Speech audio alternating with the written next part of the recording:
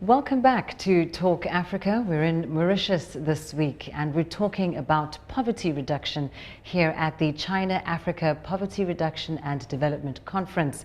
Well, joining me for a discussion on this important topic is Dr. Tan Wei-ping on my left. He's from the International Poverty Reduction Center in China. Next to him is the Honorable Minister Elaine Wong. He's the Minister of Social Integration and Economic Empowerment in Mauritius. And of course, Mr. Kadu Sabunia, the President of the African Wildlife Foundation. Gentlemen, thank you so much for joining me. Now, to begin with, let's start with you, Minister. The theme of the conference is China and Africa, rising to new challenges in poverty reduction. What is the significance, would you say, of this conference, and why now? I believe it's a right opportunity at a time where China is investing a lot for Africa, and using Mauritius as a platform. As we know, we have been trying to use Mauritius a gateway to Africa on all economic system. It is natural that we are hosting this conference here. And also we are sharing the best practices between African countries to know what we should do to alleviate poverty. Well, coming to you, Dr. Tan, we know that China has made significant progress in poverty alleviation, even going so far now as to set an ambitious target of ending all poverty by 2020. Just talk us through China's model for poverty alleviation and how it might be fast-tracked to achieve this ambitious goal. Okay, so since the 2012, the China's poverty reduction has entered a new stage. Now we have launched a new poverty reduction strategy, which is the targeted poverty reduction and development. So, talking about this new strategy, we have the main requirements. Which are first to carry out the responsibility of leadership from the central to the local, featuring that the central government make the whole plan for the poverty reduction and development, and the provinces take the responsibility for poverty reduction, and the local, like the county level, focus on the implementation. This is the first one. The second is that so to increase the investment for poverty reduction and development. Last year, I mean the 2016, the investment has exceeded 100 billion RMB. So and the third is that. So we since the 2012 to now, we have already set up a system, which is an information system for the poor. The whole things from the poor, like the family, the members. So now we know who are the poor, where are they, why they are poor, how do we help them. So this is a very efficient and useful system for in line with our targeted poverty reduction in China. Now, in his opening address, the Honorable Prime Minister Pravin Jugunath of Mauritius said something very interesting, and it was that it's a paradox that the continent, which is one of the richest in terms of natural resources, is home to some of the poorest people in the world. I want to pose this question to the two of you. What isn't Africa getting right? Let's start with you, Honorable Minister. I don't think it's appropriate for me as Minister in Mauritius to tell the politics in other African countries. But what can be seen from outside, but from reported by the media, we know that there are some of the factors around the good governance. Maybe there's a problem of good governance and political stability, like we had in Mauritius. We are proud of it. We have a stability, and we have a democratic system, and sustainable development strategy also has to be right. And the other thing is that maybe the inadequate exploitation of natural resources that you have, and maybe the last thing is that you have a lack of a strong institutional support These are, I believe, the factors that I can say what I see from the media. But then it's up to each African country to see how to develop their own strategy from what we are doing. That's why we are here on this platform, to tell what we are doing, and maybe you can take what is good, what is bad, not to do. Yeah, I can't agree with the minister more than what he's just said. But I'll just add that one of the things that glue the development we are all aspiring to as Africans is the sustainability of the natural services that are required for Africa's development. We know that, for example, agriculture is rain-fed, almost 80% on the continent. We know where rain comes from and the systems that are required to provide water for rain, and that includes wildlife, it includes forests, and the natural systems. So what we are doing here as the African Wildlife Foundation is to be on the table, hear the discussions around poverty, and ensure that the natural services that are necessary to sustain the systems being developed by governments to alleviate poverty really are kept, sustained, and maintained for all other African generations to come. Africa is at a stage where we have to make these decisions because we are at a very interesting tipping point of development. We often talk about poverty in terms of income, but there are also important non-income measures to look at that often mean that poverty is passed on from one generation to another. Just expand on how we can possibly bring an end to such things. One of the things is really maintaining the systems. I think we have seen over time, over 50 years of development work on the continent, the investments coming into infrastructure, the training of our people. For example, I'll give an example of agriculture. There's a lot of concentration on improved seeds, storage, value chain in terms of getting the products to the markets, the infrastructure needed around agriculture. There's very little attention being paid to the natural systems that are going to maintain the temperatures, good temperatures for agriculture, the water systems, the maintaining the wetlands. These things are so important for the lives of poor Africans.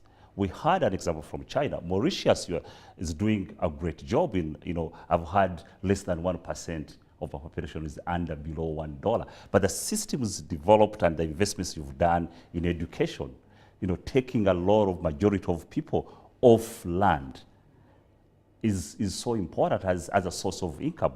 We had an example from Ethiopia where they are directly targeting rural population to reduce the number of people engaged in agriculture, but also provide the industries that absorbs that population.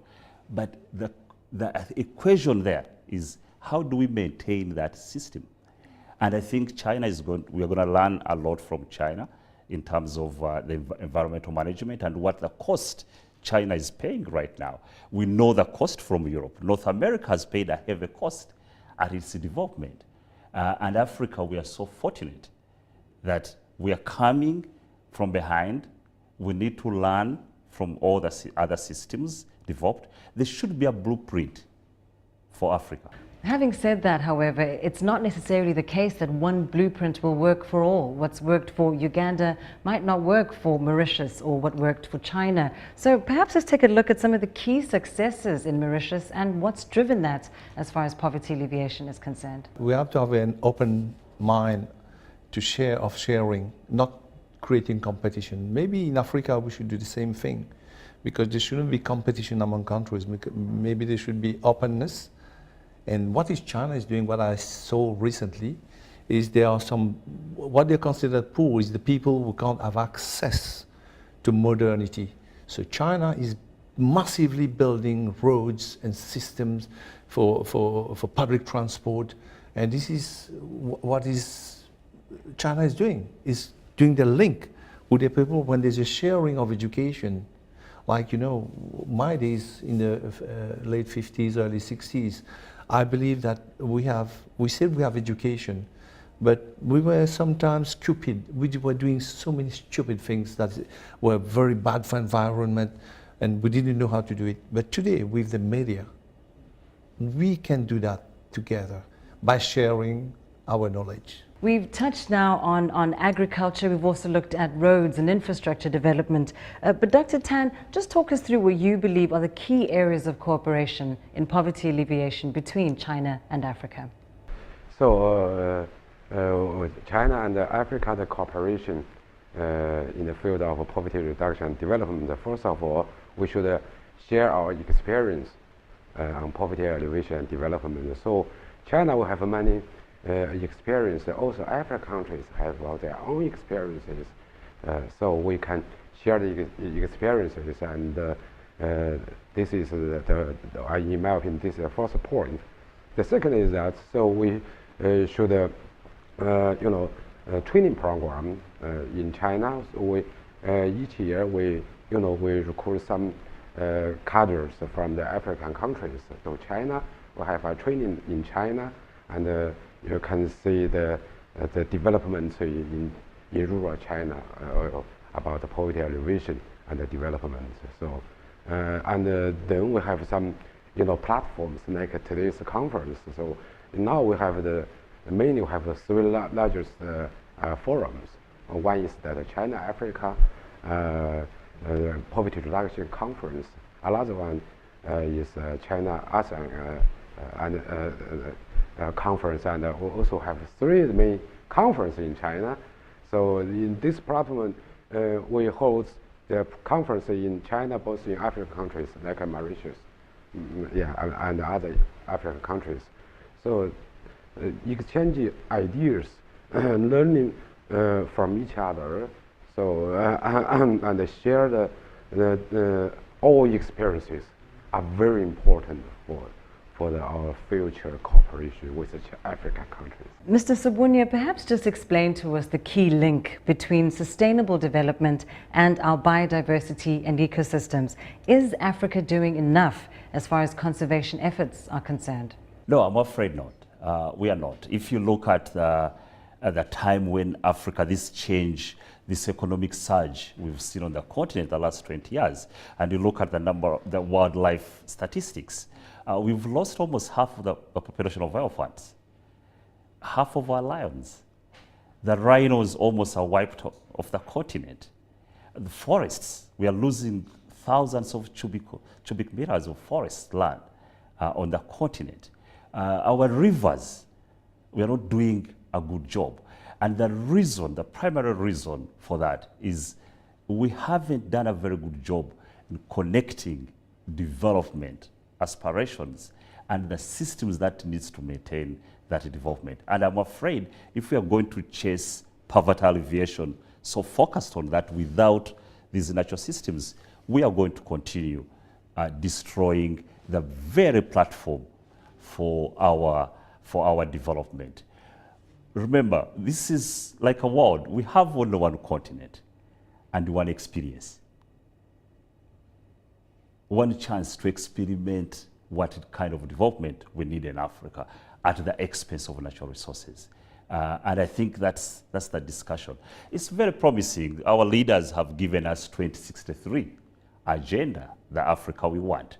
Extremely very useful document for all of us as Africans. We just have to look now lower than that and start developing the systems of what is required and what can we keep, what can we lose. And as conservationists, we have to agree to lose something. We can't be the no group for Africa's prosperity.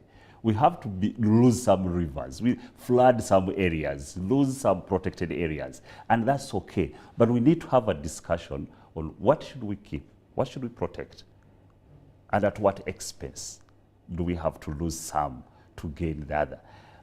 That discussion, I think we have the potential to do that. And there's so many examples of countries which are going in that direction. We know that evidence from developing countries has shown that often externally driven development frameworks don't always work. And indeed, China is a good example of that. In your view, to what extent is Africa embracing homegrown development initiatives and practices? All development efforts should take into consideration the history, the culture, the level of technology, and the level of development of a country. There is no one size fit all recipe of development. All development model should reckon with the specificities of a country. The Africa-China cooperation, in my view, is fully endorsing this approach in the development of Africa. This is what I have to say about this conference. And that is all we have time for this week. A big thank you to my guests. On my left, Dr. Tan Wei Ping from the International Poverty Reduction Center in China. Of course, a big thank you to the Honorable Minister Elaine Wong, the Minister of Social Integration and Economic Empowerment here in Mauritius. And last but not least, thank you to Mr. Kadu Sabunia, the President of the African Wildlife Foundation. Well, do join the conversation online. You can find us on Twitter, YouTube and Facebook. And of course, tune in again next week for another edition of Talk Africa. From me, Lindy Mtongana in Mauritius, it's goodbye.